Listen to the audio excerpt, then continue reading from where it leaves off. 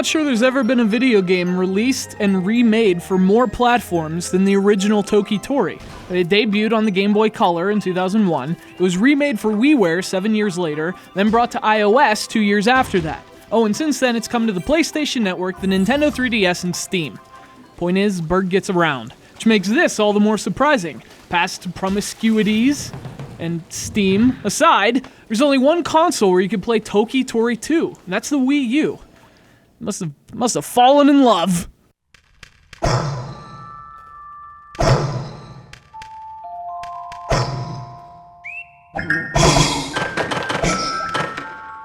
And I'll tell you what, if you're a Nintendo fan, you're probably gonna like this game. Charming graphics, cute characters, focused gameplay, all those things that make a Nintendo game so good, Toki Tori 2 has most of them. It also has its flaws, but it's an outstanding puzzle platformer. And the sequel's addition of classic Metroidvania elements makes it even better. So, where the original was more linear, Toki Tori 2 takes a very different approach. This time around, everything's sort of open. It's never as clear as just walk from the left to the right. The game never tells you where to go or what to do. You just get a stomp, and a whistle, and a bunch of puzzles in which to use them. And for a tutorial, well, you get an interactive title screen. Lasts like 10 seconds. And it's like, all right, best of cluck and luck.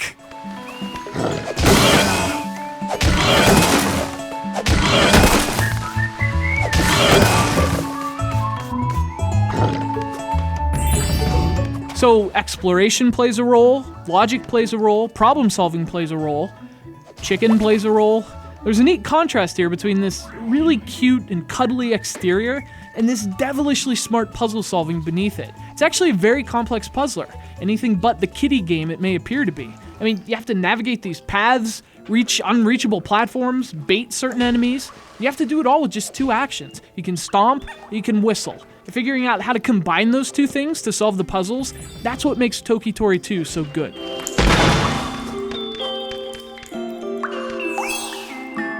Now, of course, there are things that make Toki Tori 2 less good. Specifically, the game's openness actually works against it sometimes. You're gonna get stuck in this game. And while that's part of the point, after a while it can just get frustrating. Turns the game into this cycle of, you find the checkpoint, and then you know there's a brutal puzzle coming up. You get lost, go back to the checkpoint, you kill the chicken. So obviously the slow pace and occasionally frustrating puzzles can mean this awesome puzzler might not be so awesome for everyone, especially given the game's insistence on leaving players on their own. I mean, forget hints, you don't even get any text in this thing. Whether that's a good thing or not is kind of subjective. You're gonna either love it or hate it. And in both cases, you'll be justified. Now, this is actually Toki Tori 2 Plus, which is the updated version. If you've played the original Toki Tori 2, this one makes some nice changes, but for the most part, they're pretty subtle. So the map's a little better, the objectives are a bit more clear, thanks to improved visual cues, and the backtracking's also been scaled back. It's a nice set of improvements that make things more manageable without taking away from what the game is in the first place.